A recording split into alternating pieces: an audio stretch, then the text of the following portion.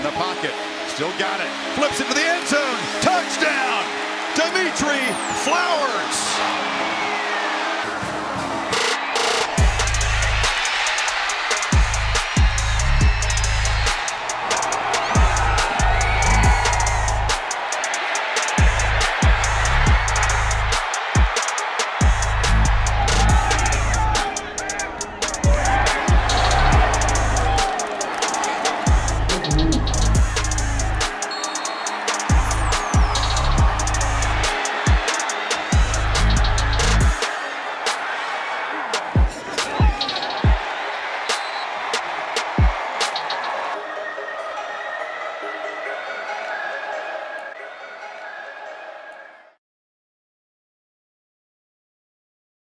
Welcome back, ladies and gentlemen. This is the Chris and Juso AnythingOU Podcast. Today we have my main man, Drew England, and our guest today, a very special guest, Dimitri Flowers.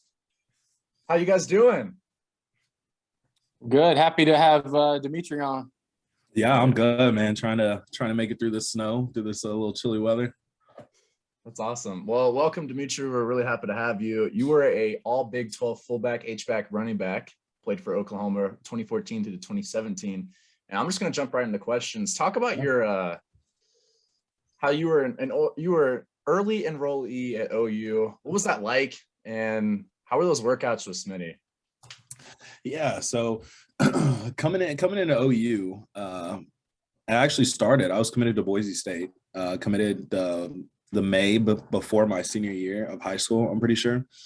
And was committed to them about 5-6 months and got a phone call from Bob in November that I had got the offer. So, it was kind of a no-brainer type of thing. You don't really say no to Oklahoma. So I made that switch, and I asked them if enrolling early was something they wanted me to do, because I took summer school classes to do that for Boise. I think I was talking to Coach Gundy, and he said, absolutely, the earlier the better. And so I stayed on that same track, got to Norman in January, was still 17 when I enrolled. So I was a little young pup, getting thrown right into the fire with Schmitty workouts. So, that's quite an awakening for a freshman, yet alone one that's kind of alone with not a lot of other people in his signing day class. And, all the stories you see, those are just scratching the surface. It's a whole different animal with him. I was blessed to have him all 4 years. He's a great guy. I mean, he wants nothing but the best for his players. He's going to get nothing but the best out of his players. But he's going to work you. There's no other way to put it. Is he's going to try and break you down and see what you're made of. And I mean, those things were hard. It was tough to get through those. Yeah, I think a lot of people, they look at the physical side of it, breaking you down, getting you stronger and all that stuff. But I think mentally is where you really gain the edge with Smitty, because he, in the fourth quarter, in those tough games, mentally is where you need to be sharp. And I think that's where, I've heard he's done a great job with preparing guys, not only physically, but the mental side of it too.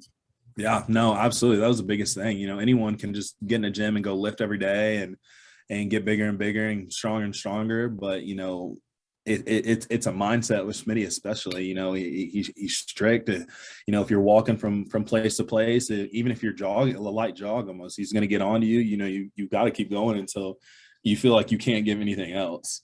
And so, like I said, the 4-quarter workouts is kind of what they used to be. Everything was broken up that way. You warm up first quarter, other stuff, moving on. And then fourth quarter was always some sort of conditioning, occasionally throwing in overtime in there. And, you don't make your time, you restart, you drop a med ball, you restart. So, I mean, it's a no strict policy, and it's going to build you. Yeah. Have you gotten a chance to talk to any of these newcomers or anything like that, and be able to encourage them and share some stories with them, and just, like you're sharing with us, and what has that been like? Yeah, no, not really. Honestly, I'm kind of busy with school right now. I do go up to the facility and lift, but I don't have a lot of free time. Still need to reach out to my guy B, talk to him, see how everything's going, see how he's handling workouts. But really it's kind of just been snow sledding. I saw Smitty, talk to him, so it was always good to catch up to him. but I'm excited to get up there and kind of let them know. Yeah.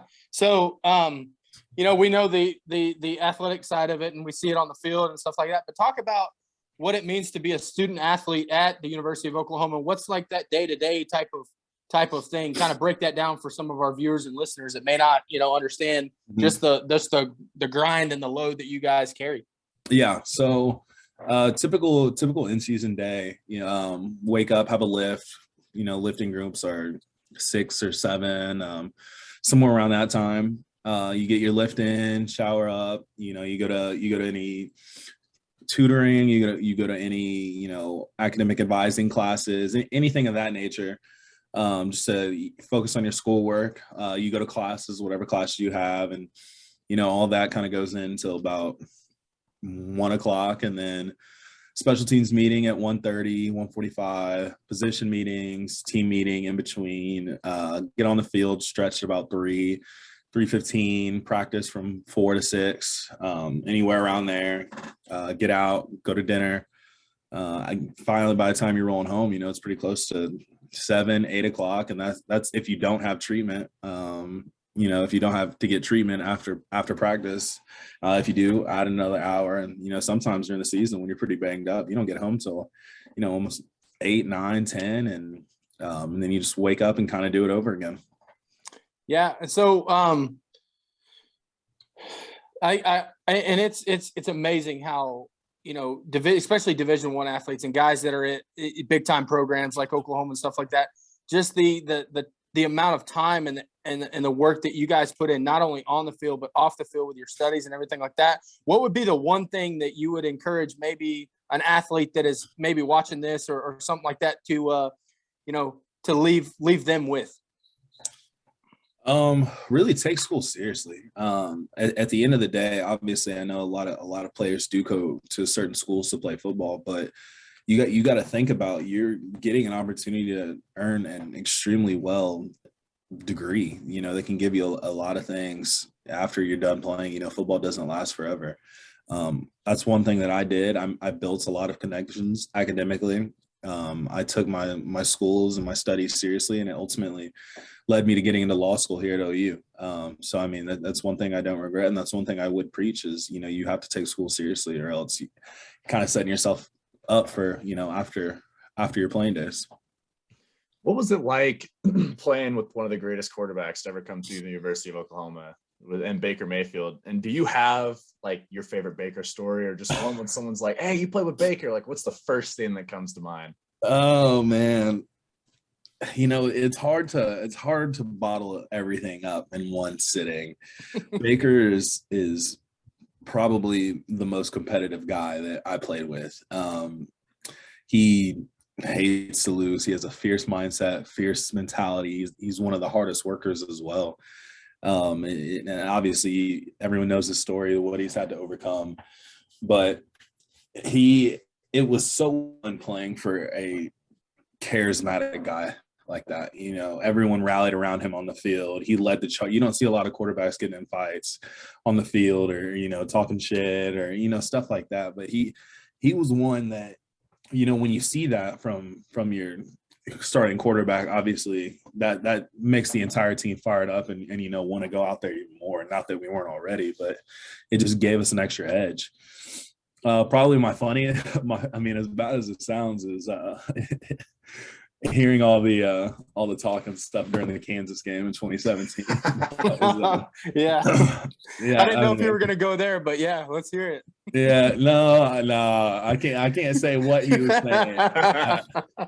I can't say what he was saying, but that was a funny game to spectate. Let's put it that way. And after the game, did you guys ever be like walk up to him, or at halftime or after the game in the locker room, and be like, bro, like what was that? Or was that just that was Baker? You that's I mean, he went far. He got in trouble for it, obviously, but that's just that Kansas was also doing some stuff too. That I might have done the same thing. But yeah, well, and it's weird because to have a kind of like I don't want to call it a rivalry because they have to win every once in a while. It's not like, Texas where we lose to them, but, I had to throw that one in there. But it's funny because that year kind of started a little chippiness with Kansas and, even last year and things like that and stuff. And so that was kind of, it's kind of a weird little rivalry kind of, I don't want to call it hatred, but it's a thing where they just, they don't like us because, we beat them so much, I guess. But, it is what it is, right? Yeah, it is what it is. So, Dimitri, you came from a football atmosphere just growing up. It sounds like your father, Eric, played for the Steelers, for the Texans, for the St. Louis Rams, the Falcons. And when it was time, were you ready to hang it up and move on to law school? And was law school something that when you were getting your sports management degree that you oh man, I would love to pursue this after I hang it up? Or was that just something that you woke up one day and you're like, man, let's try this out, see where this takes me?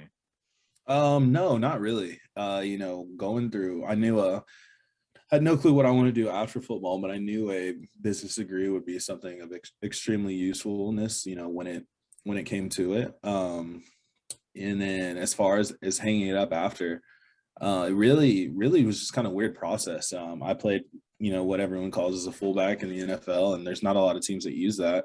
So kind of got limited opportunities and I got cut after making an active roster, and I was the last fullback on the roster. So they went into the season without a fullback. So, that kind of just goes to show you that not everybody needs / wants one.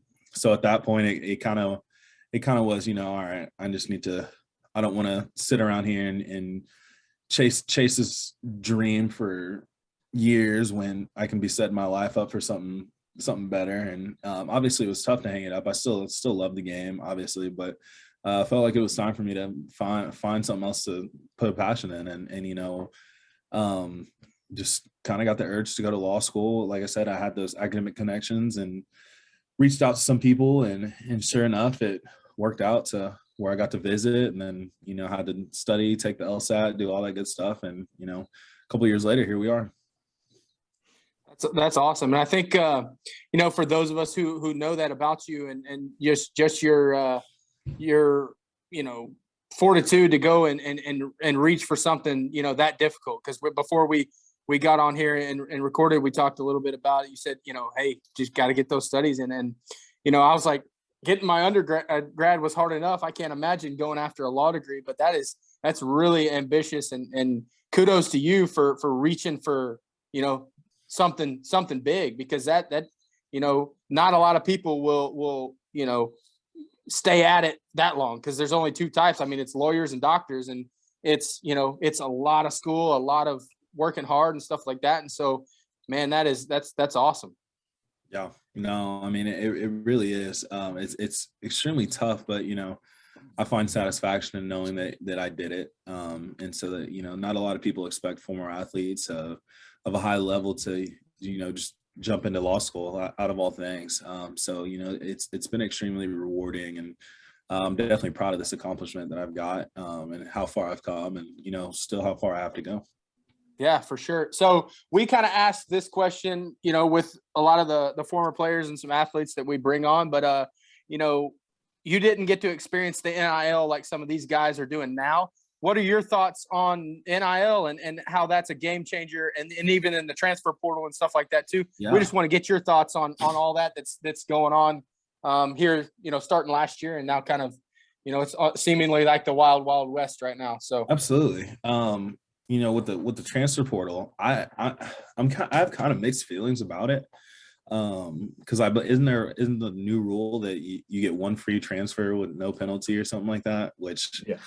I'm not that type of guy. I feel like, a lot of reasons. I'm sure there are some valid reasons out there, but if someone just, you have some new signee that gets beat out by some people and didn't actually want to sit for a year in red shirt, so he's like, oh, I'll just go leave and go play somewhere else. Not the biggest fan of that. I feel like if you make a commitment, you got to stick to it. You got to do it that way. But going to the NIL, I love that.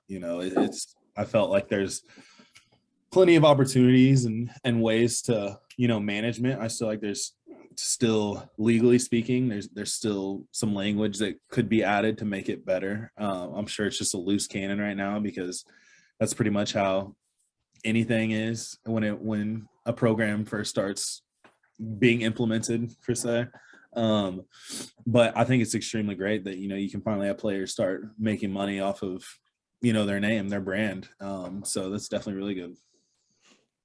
Yeah, it's pretty interesting to hear a different athlete's opinion on it, because like Zach brought up how Zach and a bunch of people that we've interviewed before brought up how it's like you could blow your knee out your junior year and you'll never play football or touch the ball again, but you have this money to fall back on to start your life. So like in your case, it's go back to school, become a lawyer, you can stay fed and stuff like that. And then Zach's thing is he's being a realtor, so he can start that up. It would have been a lot easier if he could have had money to kind of kickstart it and stuff like that. So it's super interesting. Me personally, I love it. Do I think it needs to be regulated a little bit more? Yeah. I think so. Absolutely. Transfer portal, I could talk hours about, just because of like the frustrating things, the things that I understand, stuff like that. But it's really interesting. Do you personally, do you think, if you got beat out for your job, do you think you would have left, just like in a hypothetical situation? No. I mean, I played my freshman year, but I still didn't play that much. Me and Aaron Ripkowski were almost splitting time, I guess you could say. So, I definitely wouldn't have done that. But some people just feel differently. Some people want to do different things. And I mean, I see why they do, but again, that's just not something I would ever do. No, 100%. And you were, I was wondering if we could just touch back on like your recruiting process, because I think you were recruited by Houston and Nevada and Boise State. What was your leading factor into coming to OU? I mean, it's prestigious university, like wow, it's the University of Oklahoma. But like, was there a particular conversation you had where you went, talked, and you just prayed about it, whatever, and was like, okay, this is what I want to do? Or not really. It kind of boiled down to, like I said, when Coach Stoops called me, it's kind of, you don't say no to Bob Stoops. That's kind of what flipped me there.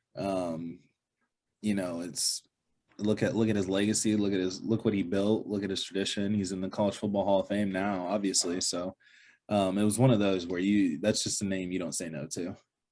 Yeah, and then on the topic of Bob Stoops, me and Christian both were down at the Alamo Bowl this year and seeing that talk about how awesome that was. And not too many universities can say that, a coach leaves and then bam, you got, as a backup, a Hall of Famer that'll step in and hold the program together. And just talk about that and what your thoughts were when he, decided to do that. And then, ultimately they had to, say, Bob, you're going to take this bowl money, and as a thanks for this. But just talk about that and how that speaks to your recruiting.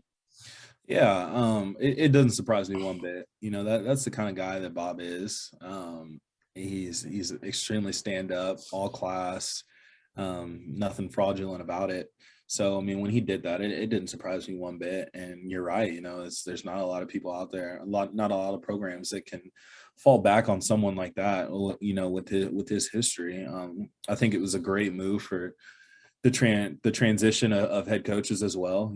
Having, again, him out of anybody, you come in and do that type of thing. I think it just speaks volumes about his character. And obviously just tried to get this program back on its feet, and I think he did a fantastic job on it. Yeah. So your thoughts on the future of Sooner football, and how excited are you to have Coach Venables as the head coach, and what do you see moving forward there?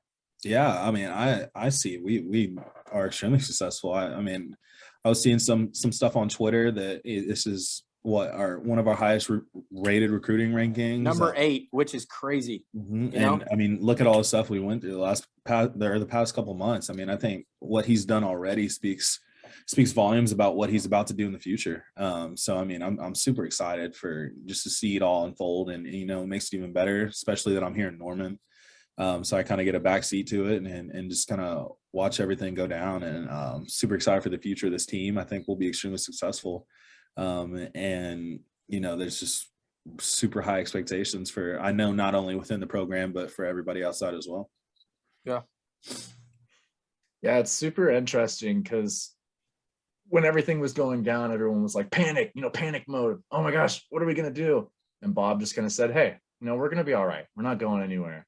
And then for me personally, when he said that, I was like, okay, like decompress, like we're good. And then you start seeing like all these guys, like, especially in the defensive side of the ball, we haven't seen that many like high talented defensive recruits in a really long time.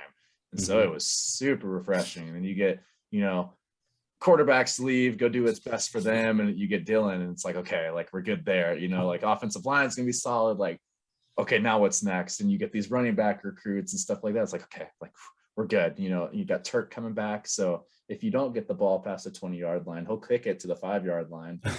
So like we're good there. And then, you got a new, 5-star kicker that's coming in. It's like, okay, we're good there. It's like, man, I think we're going to be solid. Like, I don't know what we were freaking out about, but it was super cool to just like see it go down. Cause it's like, you got your A&Ms that just nothing happened. They just recruited and they got the number one recruiting class, and they had OU in scramble mode to recruit all the way to the 8th. It was like, I am so excited for when we get a normal year and a normal recruiting time to just go and recruit. Like, oh man, I'm so stoked. But I have one more question. I know you're kind of limited on time. Absolutely. What was your favorite memory playing for OU? It could be, me personally, it was your touchdown, the OSU game, 2017. Baker threw two, you're wide open. You just walked right in the end zone. Yeah. What was your favorite memory? My favorite, I mean, it's really two when people ask me that. And the first one is 2016 Iowa State when, Joe and Samaja were hurt. So I got to play running back and that was just every fullback's dream, basically. It was super fun, just to be able to step in for my team like that and have Coach Stoops, trust me to basically do that. That was fantastic. And then the other one's got to be 2017 Ohio State when we won in Columbus. I had about 100 yards receiving. I had a great touchdown. And, I think we were number 5, they were number 2, and college game day atmosphere, it's nighttime, crowds roaring, and there's no better feeling than just going into someone else's stadium and just shutting them up. And, that's what we did. And it was so fun. Those are two memories that I'll definitely never forget. Yeah. So a favorite memory of mine, and without getting too sentimental or too sappy. So my mom, who passed away in 2019 of cancer, you were her favorite player. And she, in 2017, when she got diagnosed and everything like that, her and my dad always picked a favorite player every year. And for like your whole career at OU, you were her guy. And like, she was like, I can't wait till Saturday to watch 36, man. I love him. I love his attitude, what he was doing. And so that's awesome, man. And in a whole, spectrum, I could pull out different plays, but for me, when I think of you, I think of my mom and how special you were to her. So awesome. Kudos to you for that. So no, absolutely. And that's the thing is I didn't do anything special. I didn't change who I was. What everyone saw is what I am. And so I'm proud of that. And I'm proud to have represented the University of Oklahoma in a positive way. Were you a part of the circle of planting the flag in the middle of the field after that Ohio State one? I was not. I was watching from afar. You're just like, oh man, like they really just, it's happening. Go. So yeah, just go do your thing, Bake, right? Yeah, I was watching from afar. There you go. Well, that's awesome. Well, Dimitri, we do appreciate your time, man. You're always welcome over here on the Chris and Drew show. And if you ever want to come back, bring a couple of buddies by all means. And good luck, as far as your law degree and everything else. And if we can ever do anything to help you, man, just reach out. You got us in the DMs. So we'll help you any way we can. Absolutely. I appreciate it. Hey, thanks so much for joining us. Absolutely. That's been everything for the AnythingOU podcast on the Chris and Drew show. Hope everybody enjoyed our special guest. And Drew, you got anything you want to leave the people with? Hey, as always, thank you so much for your support, for your likes, for your follows, everything like that. Go hit us up on our Twitter page at AnythingOU. Hit that. Go to the YouTube page. Go subscribe. Hit that bell for notifications, and we'll see you again in the next interview. Boomer. Sooner.